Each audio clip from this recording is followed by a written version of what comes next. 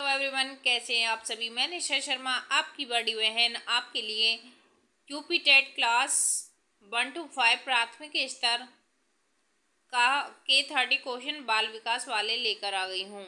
ये एग्ज़ाम 13 नवंबर 2011 को हुआ था। यूपी टेट का एग्ज़ाम पहली बार आयोजित हुआ था। अब आप 2022 वाला एग्ज़ाम देख लो और 2011 वाला एग्ज़ाम देख लो तो आपको ज़मीन आसमान का फ़र्क नज़र आएगा। लेकिन हम ये नहीं कह सकते कि वो क्वेश्चन पेपर हलवा था। कहने का मतलब ये है कि उन बच्चों को तो ये तक पता नहीं था कि हमारा एग्ज़ाम पैटर्न क्या होने वाला है। अब आप लोगों को ये तो पता है कि आपका एग्ज़ाम पैटर्न क्या होने वाला है। 7-8 बार यूपी टेट हो चुका है, उसके जो भी क्वेश्चन आए हैं उनको देख करके ये आइडिया लग जाता बच्चे को कि इस टॉपिक से ये क्वेश्चन पुटअप किए जाएंगे। जब तो किसी बच्चे को यही नहीं पता था कि क्या आएगा। और आज की डेट में सोशल मीडिया का ज़माना है। यदि आपके पास बुक्स भी नहीं हैं, बुक्स भी अवेलेबल नहीं है, तो आप फिर भी यूपी टेस्ट क्लियर कर सकते हो। और जब ऐसा कुछ था नहीं, तो लेट्स स्टार्ट दिस सेशन। बाल विकास एवं शिक्षण विधि के 30 क्वेश्चन आप सभी को ज्ञात है। यूपी टेट का जो एग्जाम होता है 150 का होता है। टाइम ड्यूरेशन 230 होती है। लेकिन जिस 150 नंबर में से बाल विकास एवं शिक्षण विधि के हिस्से में जो नंबर आते हैं वो 30 नंबर आते हैं। 30 number 30 question. Let's start this session. Question number 1, निम्न कक्षाओं में से शिक्षण की खेल विधि आधारित है। निम्न कक्षाओं में से शिक्षण की खेल विधि आधारित है तो किस पर आधारित है? विकास एवं वृद्धि के मनोवैज्ञानिक सिद्धांत पर। विकास एवं वृद्धि के मनोवैज्ञानिक सिद्धांत पर। ये आपको पता होगा कि जैसे खेल विधि से बच्चे के शारीरिक एवं मानसिक विकास दोनों का विकास होता है, शारीरिक एवं मानसिक वृद्धि दोनों का विकास होता है। इस वजह से विकास एवं वृद्धि के मनोवैज्ञानिक सिद्धांत पर खेल विधि कक्षाओं के लिए अति आवश्यक है। क्वेश्चन नंबर 1 का ऑप्शन सी आपका करेक्ट हो जाएगा। क्वेश्चन 2, डिसलेक्सिया संबंधित है। डिसलेक्सिया किससे संबंधित है? पठन विकार से। डिसलेक्सिया पठन विकार से संबंधित है। डिसलेक्सिया एक पठन संबंधी विकार होता है जिसमें बालक को अक्षरों की पहचानने में कठिनाई होती है। जैसे न्यू क्लियर को अनक्लियर पढ़ेगा, वाज को वी को शी पढ़ेगा। इस तरीके से उसको अक्षरों को देखने में दिक्कत होती है, डिस्टरबेंस होता है, उसे डिसलेक्सिया कहते हैं पठन विकार में।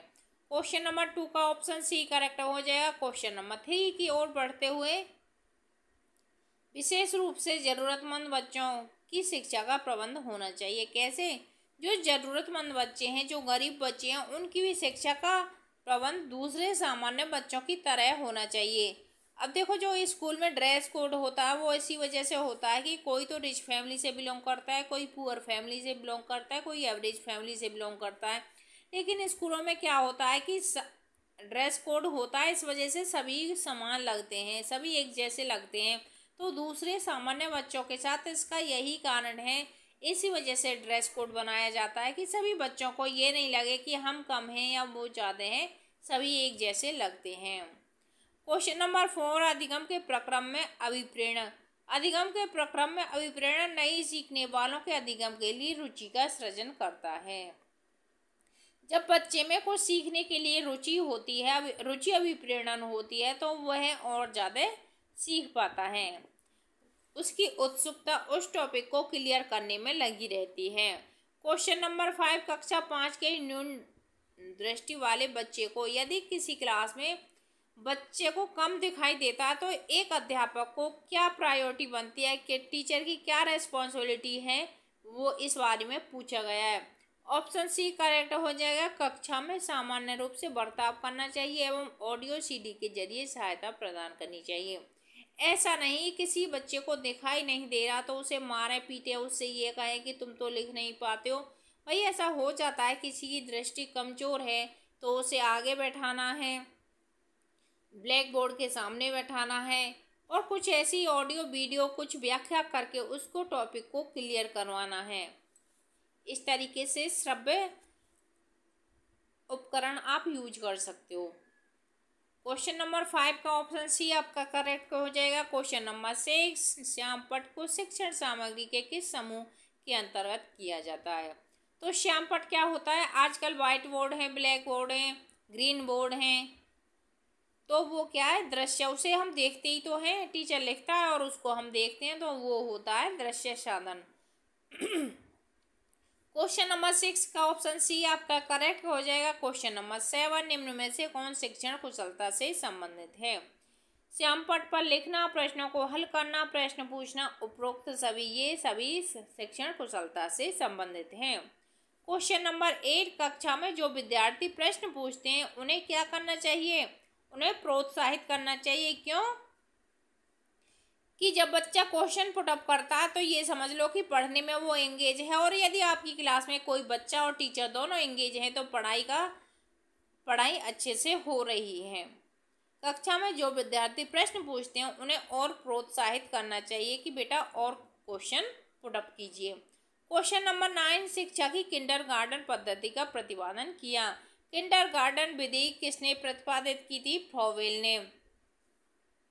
फ्रोवेल ने इसे प्रतिपादित किया था। फ्रोवेल का मानना था कि जैसे नर्सरी में छोटे छोटे पौधों को हम अच्छे से देखभाल करते हैं तो वो अच्छे पेड़ विकसित होते हैं, उसी तरीके से हम यदि किंडरगार्टन बच्चों के बगीचे में बच्चों की देखरेख अच्छे रूप से ढंग से करें तो बच्चे भी एक अच्छा इंसान बन जाएंगे। तो फ्रोवेल, क्वेश्चन नंबर 9 का ऑप्शन आपका सी करेक्ट हो जाएगा। फ्रोवेल ने 1840 में इसकी किंडरगार्टन खोला एवं किंडरगार्टन पद्धति का प्रतिपादन किया। इनका मानना था कि किंडरगार्टन का अर्थ क्या है? बच्चों का बगीचा। जैसे हम एक उद्यान में एक बगीचे में पौधों की देखभाल करते हैं, छोटे छोटे पौधे स्वस्थ वृक्ष बनते हैं, उसी तरह बच्चों की देखभाल से उनका शारीरिक एवं मानसिक स्वास्थ्य का विकास होता है। ये फ्रोवेल साहब का मानना था। क्वेश्चन नंबर 10, एक अभिभावक आपसे विद्यालय में मिलने के लिए कभी नहीं आता है तो आपको क्या करना चाहिए? आप यदि एक अध्यापक हैं और एक अभिभावक है, अभिभावक बच्चे के पेरेंट्स होते हैं, वो आपसे कभी भी मिलने नहीं आते तो आपको क्या ऑप्शन, इन ऑप्शन में क्या करेक्ट हो जाएगा? आप स्वयं उनसे मिलने जाएंगे। आप स्वयं उनसे मिलने जाएंगे। क्वेश्चन नंबर 10 का ऑप्शन सी करेक्ट हो जाएगा। क्वेश्चन नंबर 11 की ओर चलते हुए, बचपन का सांप्रतिक दृष्टिकोण की मान्यता है। क्या होती है सांप्रतिक दृष्टिकोण की मान्यता? बचपन में वृद्धि और परिवर्तन की एक अनूठी अवधि है। ऑप्शन डी आपका करेक्ट हो जाएगा। क्वेश्चन नंबर 11 का ऑप्शन डी करेक्ट हो जाएगा। क्वेश्चन नंबर 12, एक प्रमाणीकृत पठन परीक्षण लेने के लिए 5वीं कक्षा को प्रस्तुत करने में शिक्षक को अधिकाधिक परामर्श दिया जाता है। क्या परामर्श दिया जाता है? परीक्षण में आने वाले समान प्रकार के प्रश्नों के उत्तर देने के लिए छात्रों को अभ्यास कराना। जैसे कोई क्वेश्चन है, हमने मल्टीप्लाई सिखा दी, ऐसा नहीं कि बच्चा फिर उसी को कर पाए या एक चैप्टर है उसी को पढ़ पाए। हमको इस तरीके से अभ्यास कराना है कि हिंदी यदि उससे पढ़नी आती है, इंग्लिश उससे पढ़नी आती है, तो वो अपनी बुक ही नहीं पढ़ के कोई भी बुक दे दी जाए उसे वो रीड कर पाए, उसे वो पढ़ पाए। इस तरीके का अभ्यास हमें अपने बच्चे को कराना है। क्वेश्चन नंबर 13, असंगठित घर में आने वाला बच्चा सबसे अधिक कठिनाई का अनुभव कब करेगा? जिस घर में कुछ समायोजन चल रहा है उस घर से यदि बच्चा बिलोंग करता है तो उसे किस कठिनाई का अनुभव होगा? स्वतंत्र अध्ययन में यदि टीचर खुद से पढ़ा रहा है कि मुझे चैप्टर 1 पढ़ाना है, ये कराना है, तो कोई दिक्कत नहीं है उसको। यदि उससे बोला जाए कि बेटा आज तुम्हें पढ़ना है, क्या पढ़ना है, क्या सब्जेक्ट पढ़ना है, क्या टॉपिक क्लियर करना है, तो वो उसमें बहुत कठिनाई महसूस करेगा। क्यों करेगा? क्योंकि उसका वातावरण इस तरीके का नहीं है, वो डिसिप्लिन में नहीं रहता है, वो अपने ऊपर कॉन्फिडेंस नहीं कर पाता है कि मैं जो करूँगा वो सही करूँगा। क्वेश्चन नंबर 13 का ऑप्शन बी आपका करेक्ट हो जाएगा। क्वेश्चन नंबर 14 की ओर बढ़ते हुए आप देखते हैं कि एक छात्र बुद्धिमान है, आप उसे क्या करेंगे? एक छात्र बुद्धिमान है, वह जैसे अधिक प्रगति कर सके उस तरह से उसे अनुप्रेरित करेंगे।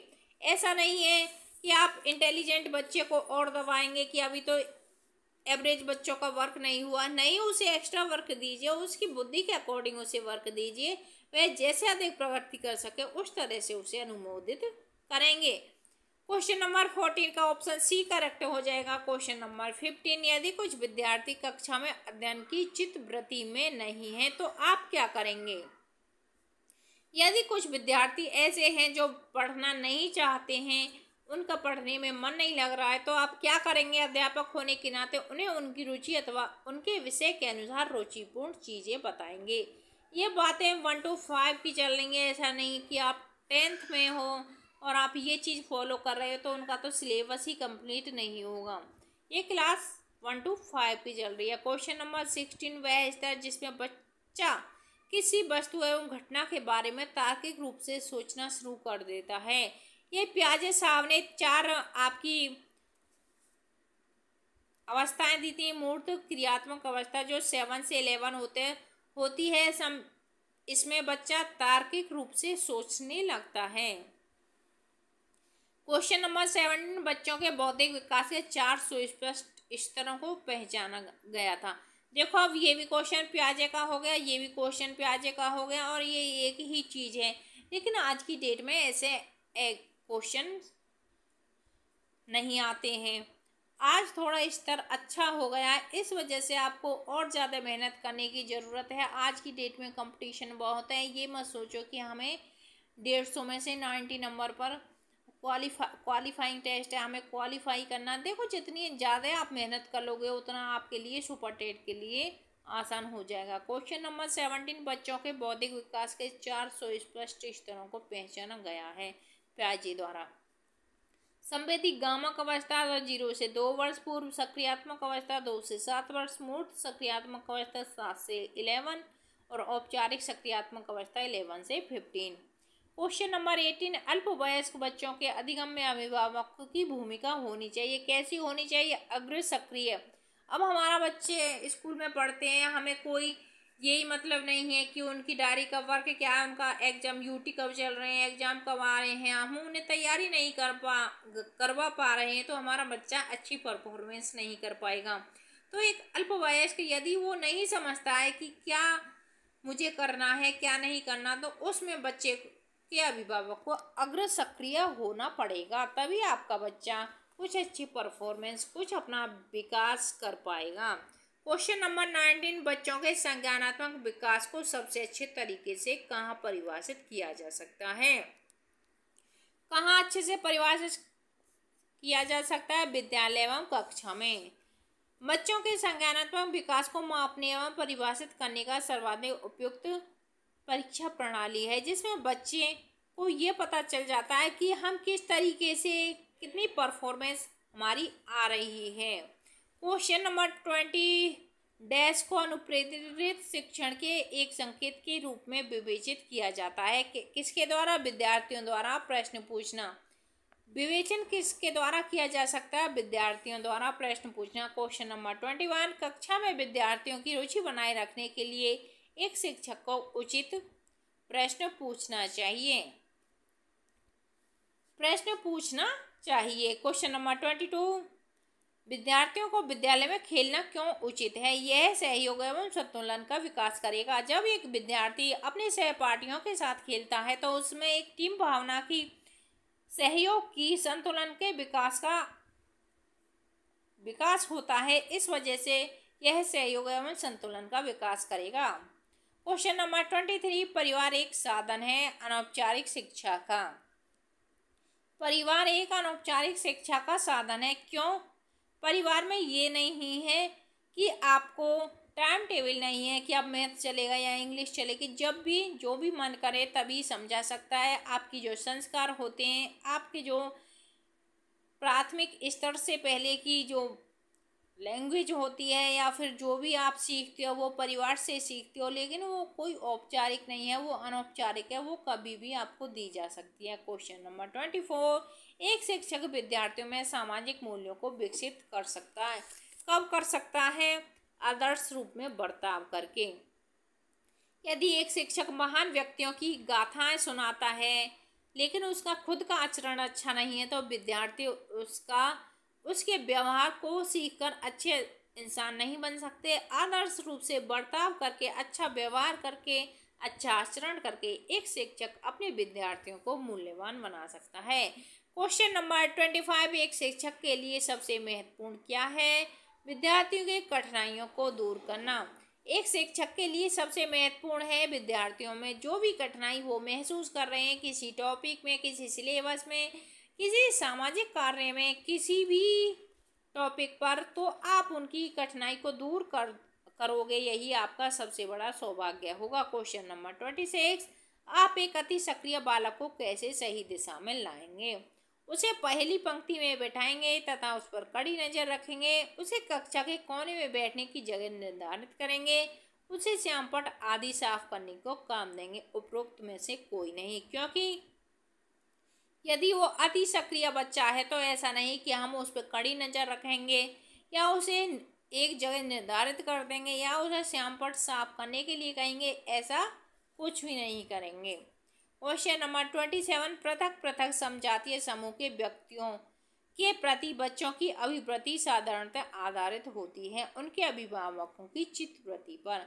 उनके अभिभावक क्या सोचते हैं क्या नहीं सोचते, ये बच्चे की सोच प्रवृत्ति पर डिपेंड करती है। क्वेश्चन नंबर 28, आपको अपनी कक्षा में 2 मंदबुद्धि बच्चों को बैठाने के लिए बोला गया है, आप क्या करेंगे? ऐसे विद्यार्थियों को सिखाने की तकनीक सीखेंगे। मंदबुद्धि विद्यार्थियों को कैसे सिखाया जाए ये तरीके सीखेंगे, क्योंकि यदि स्वस्थ आदमी डॉक्टर के पास जाएगा तो उसका तो मूल्य नहीं है। यदि आप एक शिक्षक हैं और आप ऐसे बच्चों को सिखाना चाहते हैं, आप ये चाहते हैं कि यदि आपका अब बच्चा इंटेलिजेंट है और आप अध्यापक हैं और आप उसको पढ़ा रहे हैं तो इसमें कोई बड़ी बात नहीं है। एक पेशेंट तभी डॉक्टर के पास जाता है जब वो मरीज होता है, मरीज डॉक्टर की तभी आवश्यकता होती है तब वो मरीज होता है। यदि मंदबुद्धि बच्चों को आप नहीं सिखा पा रहे हैं तो सही में आप अच्छे अध्यापक नहीं हैं। तो आप ऐसी तकनीकी सीखें जिससे विद्यार्थी को कुछ नया सिखा पाएँ। क्वेश्चन नंबर 29, एक शिक्षक को साधन संपन्न होना चाहिए। इसका अर्थ है उनको अपने विद्यार्थियों की समस्या को हल करने का पर्याप्त ज्ञान होना चाहिए। साधन संपन्न का मतलब है हमारे पास वो सारे सॉल्यूशन होने चाहिए जो हमारा विद्यार्थी, हमारा स्टूडेंट हमसे पूछे। क्वेश्चन नंबर 30, बच्चों में संवेगात्मक समायोजन प्रभावी होता है। कक्षा शिक्षण में, व्यक्तित्व निर्माण में, अनुशासन में बच्चों में संवेगात्मक समायोजन प्रभावी होता है। उपरोक्त सभी में संवेगात्मक समायोजन बच्चों के व्यक्तित्व का निर्माण कक्षा शिक्षण में अनुशासन जैसे गुणों को परिणाम स्वरूप उत्पन्न होता है। यदि बालक कक्षा एवं समाज में उचित समायोजन कर लेता है तो उसे सामाजिक गुणों का विकास हो जाता है। तो ये थे आपके 30 क्वेश्चन बाल विकास एवं शिक्षण विधि के, जो आपका एग्जाम 13 नवंबर 2011 को पहली बार यूपी टेट का आयोजन हुआ था। Thanks for watching this video, like share and subscribe. यदि आपको ये सेशन अच्छे लगते हैं तो सेशन को लाइक कीजिए, चैनल को सब्सक्राइब कीजिए, बेल आइकन को हिट कीजिए जिससे कि नेक्स्ट नोटिफिकेशन सबसे पहले आपके पास आए। और आपकी नज़र में कोई ऐसा बच्चा है जो यूपी टेट की प्रिपरेशन कर रहा है तो उसे ये चैनल सजेस्ट कीजिए जिससे मैं और ज़्यादा मोटिवेट हो पाऊँ और आपके लिए और अच्छी मेहनत कर पाऊँ और अच्छी तरीके से आपको पढ़ा पाऊँ। Thanks for watching this video, like share and subscribe. Thank you everyone, keep watching.